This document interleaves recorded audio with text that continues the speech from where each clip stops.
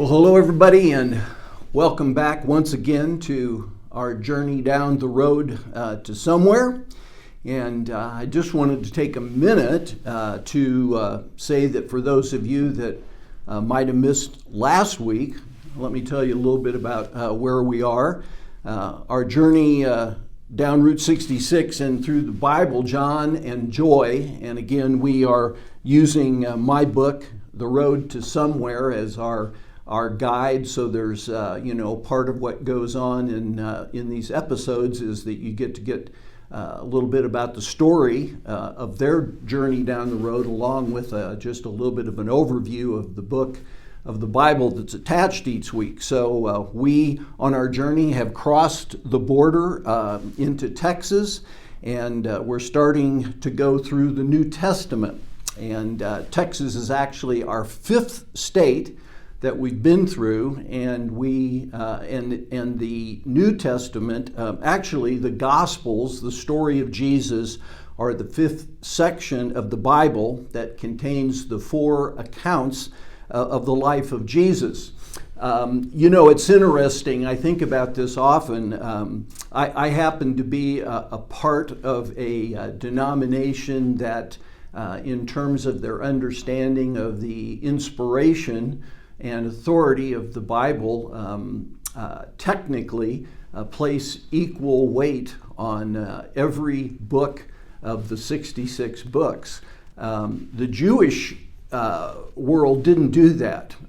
Even though we have adopted their Old Testament, they placed more emphasis upon the law and the prophets, a little less on what were called the writings. But in my mind, the four Gospels are the most important part of the whole Bible because it tells us the story of Jesus. As a matter of fact, apart from a couple of other just brief secular references to his life, everything we know about Jesus is contained in the Gospel. So very important, and we're again just doing a little bit of a brief overview as we head down the road to somewhere. Texas, actually the part of Texas that Route 66 runs through is really the Panhandle, this upper area of Texas, which is about 178 miles long. And last week, John and Joy stopped over here in this little town of McLean, Texas. And when we were in McLean, we used Mark as our primary text, and we looked at the early ministry of Jesus. Again, if you haven't been with us over the last couple of weeks, because Matthew, Mark, and Luke are so similar, I have simply taken the life of Jesus and divided it up into four major sections, and are using each of the Gospels to kind of deal with that section. And so today, John and Joy they're going to go down the road to Amarillo, but by the way, on the way, it's kind of interesting. Well, I'll probably come back to it. They stop in Groom, Texas, and in a minute, I'll tell you what that's all about. But they're headed to Amarillo, which happens to be the largest town. And on the way at Groom, you drive by, if you were doing Route 66, what is a 190-foot tall cross. At a point in time, it was the largest cross in North America, and someone or some group that visited it decided that they wanted to have the larger cross, and so they built one that's 196 feet tall. But it's the second largest, at least, and all the way around it, it's kind of a stopping place. It's really a place that has a lot of resources, a lot of statues, the Stations of the Cross. Here happens to be a statue of the Lord's the Last Supper. So an interesting place to stop as you're on your way to Amarillo. Amarillo itself, then, is actually just about 70 miles down the road from McLean. And it again, one of the things we know, and it's in the book, is that the early part of the road is so bad that that John and Joy have to hop up onto the interstate for a little while. But supposedly the second half of this trip, or this little stretch, is one of the nicest stretches of Route 66 that still is in existence. When you get to Amarillo, Amarillo is it's the largest town in the Panhandle. It has a population of about 200,000. And in the book, I just deal with two of the main attractions of Amarillo. And one of those is the Big Texan Steakhouse. And what the Big Texan is famous for is that it actually has a 72-ounce steak that if you can consume it in under an hour, it's free. And, you might think that nobody could pull that off, but actually, if you go to their website, they actually have a list of people that have been able to do that. It's kind of funny. I remember years ago when I was a youth pastor in Nebraska, my friend Roger Allman one night took me to visit another friend of his in Burwell, Nebraska. And we went out to dinner at like a VFW hall or something, and they had a similar thing, although I think the steak was only like, 32 ounces. It wasn't like this huge 72 ounce, and they thought I should try to eat it in under an hour, and I got so sick. And we'd been flying in a little plane, and fortunately the friend of Roger's that we went to see was a pharmacist, and so we had to go and open the pharmacy kind of in the middle of the night, and it's the first time I ever was exposed to Gaviscon, and I finally kind of got over what it was like, trying to eat that much of a steak. But think about 72 ounces, and again, people have done it. So it's one of the kind of big stops along Route 66. And in the book, Joy and John stop there. It's kind of lunchtime. They don't try to tackle the steak. I think they have a hamburger there. And while they're there, John asks Joy the question, where are we going to shoot our video? Because they're shooting a video at each of these stops along the way to go with the teaching video. And she says, well, there's something just outside of town that I want to show you, and that I want to video by. And what she does is she explains to him a little bit about I would call attraction called Cadillac Ranch. And I noticed as I was preparing this week that Cadillac Ranch is actually going to be in the next teaching video, but it's in this chapter of the book, so we'll talk about it for just a second. And next week, if you watch the teaching video, you'll see a little bit more about Cadillac Ranch. But this was in 1974 that a group of architects that were called the Ant Farm from San Francisco, they were inspired by a book that had been written on the history of the tail fin of an automobile. And out of that inspiration, they met an eccentric millionaire that put up money. And what they did is they went and they bought 10 old Cadillacs, some of which had the huge fins in these days, and they ranged from a 1949 Cadillac up through a 1963, and they planted them, the cars, nose down at a 45-degree angle in a field outside of Amarillo, Texas. And then I always think of it as sort of like Stonehenge on LSD. So what happened then is that in 1997, they moved this installation kind of right up near the interstate. And what happened is people started climbing the fence and going out and painting the cars, both in terms of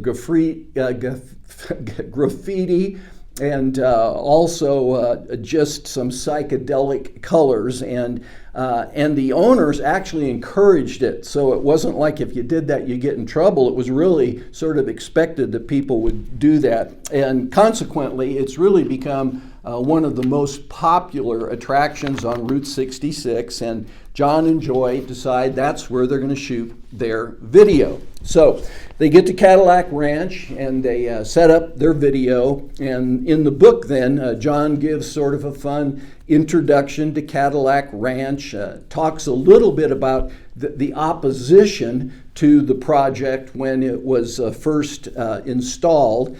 And then what he's going to do is he kind of ties that into the theme of opposition against Jesus, because as we segue into this third section of the life of Jesus, it's really going to be a time of growing conflict. And we will use the Gospel of Luke to deal with that. Luke actually has a lot of information in it that's more toward the end of Jesus' life that's not contained in the other Gospels. So, like Mark, by the way, Luke was really not an apostle, and part of what the criteria for how the books of the New Testament were chosen to be included was that they had to have apostolic authorship.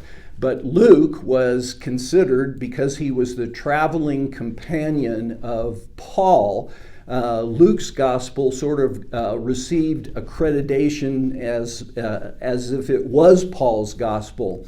And on the teaching video, I go into quite a bit more detail on that whole process. So again, you want to make sure and watch the teaching video. So growing conflict is really the theme of the third section of Jesus' life, ultimately leading up to what we'll look at next time, which will be the actual Passion Week.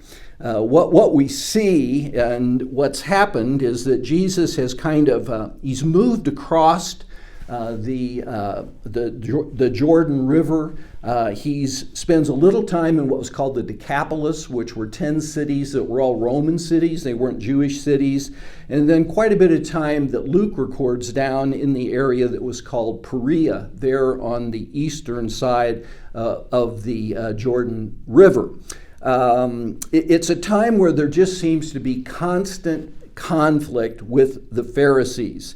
And it's a time where several sort of unique things happen, and in the book, John points them out. One is that there are some parables in Luke that are some of the most famous that Jesus tells during this period of time. One is the parable of the Good Samaritan. Another is the parable of the prodigal son. And I'd like to suggest that the main point, perhaps, of both of those parables really is targeted at the Pharisees in a negative way. The Good Samaritan, it's quite obvious because, the priests and the Pharisees and the scribes pass by the man on the side of the road, and it's a Samaritan who was basically hated by the Jews that stops and takes care of him. And so the Pharisees are sort of cast in a negative light. Prodigal son is usually, the emphasis is usually on the father's grace toward the son that runs away. But you might remember that in the parable, there's an older brother. And the older brother doesn't like it that the father has given grace to the younger son, and he's angry. And again, the older son there represents the religious establishment of Israel at the time. So even in his parables, there's a sense of conflict. Eventually, he's going to cross the Jordan as he begins his way toward Jerusalem, and his first stop will be in Jericho.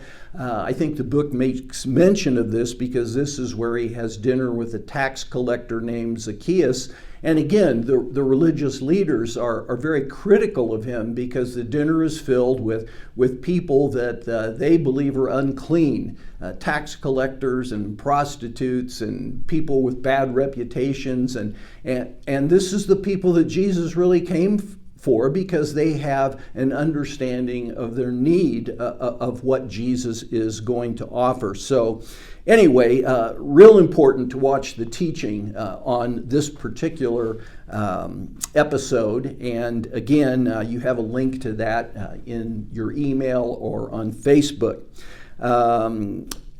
In this time period, by the way, and this ties into where Jesus is headed, he gets a message. He's down, we think, again, still at the point in time that he gets the message, perhaps somewhere on the eastern side of the Jordan River or far south, but he's about a 2-day journey from Bethany. And Bethany was where one of his best friends, Lazarus, lived. Most of the story of Lazarus, again, is only in the Gospel of John. But in John chapter 11, word reaches Jesus that Lazarus is ill, and yet Jesus, instead of immediately rushing to go there to Bethany where Lazarus lived, he takes 2 days, and then he begins to head there. And by the time he gets to Bethany, Lazarus has been dead and in the tomb for 4 days. And initially, Lazarus' sisters, Mary and Martha, are quite upset that Jesus wasn't there, didn't heal their brother. And what happens, of course, in John chapter 11 is that Jesus raises Lazarus from the dead after he's been in the tomb for 4 days. Again, teaching video goes into that a little bit. And I only bring that particular point up because after he crosses the Jordan and goes through Jericho, John 12 seems to indicate that prior, or at least on his way into Jerusalem, that he stops again at Bethany and visits with Lazarus and his sisters. And so once that takes place, what we see, and John kind of gives a brief preview of the final piece of Jesus' life that'll be coming in the next episode, and also the final stop in the state of Texas. So John and Joy head down the road to the state line, I think, of Texas and New Mexico.